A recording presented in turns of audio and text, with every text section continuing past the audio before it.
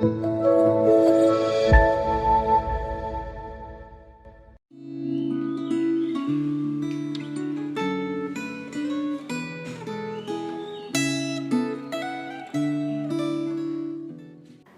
saudara-saudara, refleksi Gema kita hari ini diambil dari Amsal 3. Saya hanya akan membaca Amsal 3 ayat 5 dan 6 dan renungannya akan fokus kepada 2 ayat ini. Silakan saudara-saudara membaca keseluruhan dari seluruh pasal ini secara pribadi. Namun sebelumnya mari kita berdoa terlebih dahulu. Mari kita berdoa. Tuhan, kami bersyukur untuk kesempatan boleh membaca dan merenungkan firman-Mu pada saat ini. Berkati setiap kami, berikan kami pengertian, berikan kami kerendahan hati, dan berikan kami kekuatan untuk bisa melakukan apa yang menjadi firman-Mu dalam kehidupan kami. Dalam nama Tuhan kami Yesus Kristus, kami sudah berdoa. Amin. Amsal 3 ayat 5-6. Percayalah kepada Tuhan dengan segenap hatimu, dan janganlah bersandar kepada pengertianmu sendiri. Akuilah Dia dalam segala lakumu, maka Ia akan meluruskan jalanmu. Saudara, ketika kita membaca kitab Amsal, kita mungkin teringat kepada perkataan-perkataan atau nasihat yang orang tua kita pernah katakan kepada kita. Nasihat-nasihat yang diberikan supaya kita bisa menjalani hidup dengan lebih baik. Larangan-larangan atau hal-hal yang harus kita jauhi dan hal-hal tertentu yang perlu dengan amat sangat kita perhatikan di dalam menjalani hidup kita.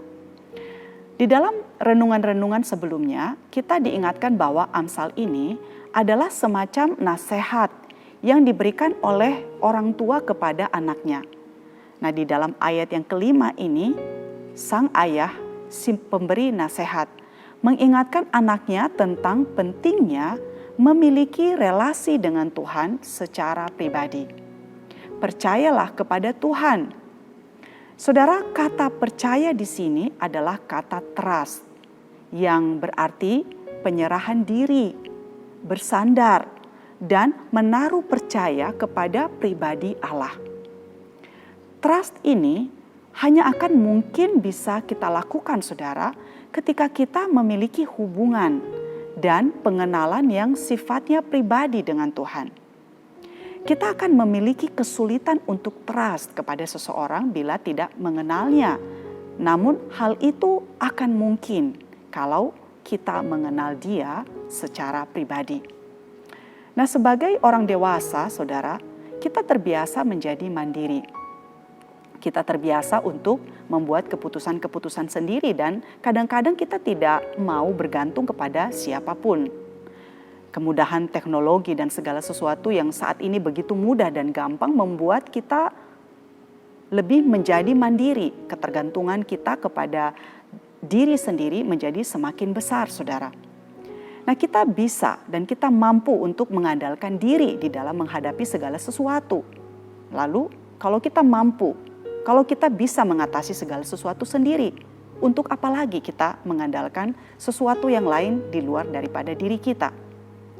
Nah, sang ayah menasihatkan anaknya untuk percaya dengan segenap hati. Bukan hanya percaya dengan setengah hati, saudara. Percaya kepada Tuhan dan janganlah bersandar kepada pengertianmu sendiri. Hal ini berarti, saudara, bahwa ketika percaya kepada Tuhan, sesungguhnya kita dituntut untuk tidak lagi bersandar kepada pengertian kita sendiri. Karena sesungguhnya pemikiran kita begitu terbatas dan kita tidak bisa menjadi standar daripada kebenaran. Betapa banyak hal, saudara, yang kita tidak tahu dan kita tidak mengerti. Dan inilah yang menjadi pembeda, saudara, antara sikap seorang yang berhikmat dengan yang bebal yang ditulis oleh Amsal di sini. Seorang yang berhikmat akan selalu memiliki keinginan untuk belajar karena menyadari bahwa banyak hal yang dia tidak tahu. Sedangkan seorang yang bodoh, seorang yang bebal, dia akan menghina hikmat dan didikan. Saudara, seorang penulis yang bernama Filipensi pernah berkata bahwa salah satu hal yang jarang dimiliki oleh manusia di dalam zaman sekarang ini adalah ketidakberdayaan. Sikap tidak berdaya ketika datang kepada Tuhan. Nah, karena kita sudah terbiasa mampu menghadapi, mampu mengatasi segala sesuatu sendiri, maka datang kepada Tuhan dengan ketidakberdayaan adalah sesuatu yang tidak mudah. Padahal sesungguhnya inilah yang kita butuhkan ketika kita datang kepada Tuhan. Hanya orang yang tidak berdayalah yang bisa benar-benar berdoa. Demikian katanya. Menyadari ketidakberdayaan kita akan membuat kita, saudara, bisa menyerahkan diri kita kepada Tuhan. Nah, terakhir, saudara, sang ayah berkata, "Akuilah Dia di dalam segala lakumu." Nah, menarik sekali, kata akui di sini di dalam bahasa aslinya adalah yada. Kata yang menggambarkan suatu hubungan yang intim dan pengenalan secara pribadi. Akuilah Dia di dalam segala lakumu. Bukan hanya berarti bahwa kita memproklaim bahwa Tuhan ada di dalam setiap kehidupan kita. Namun sesungguhnya memiliki pengertian yang lebih daripada itu, saudara. Akuilah Dia di dalam segala lakumu. Berarti bahwa kita seharusnya memiliki hubungan yang intim dengan Tuhan setiap hari.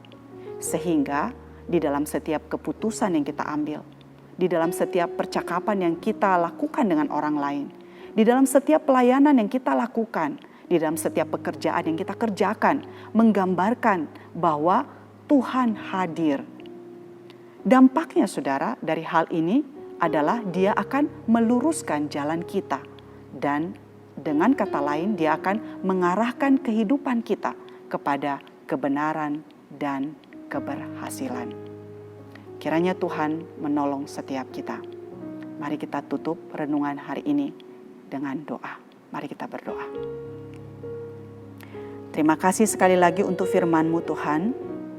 Kami berdoa supaya kami boleh terus dimampukan oleh Tuhan untuk belajar, artinya percaya.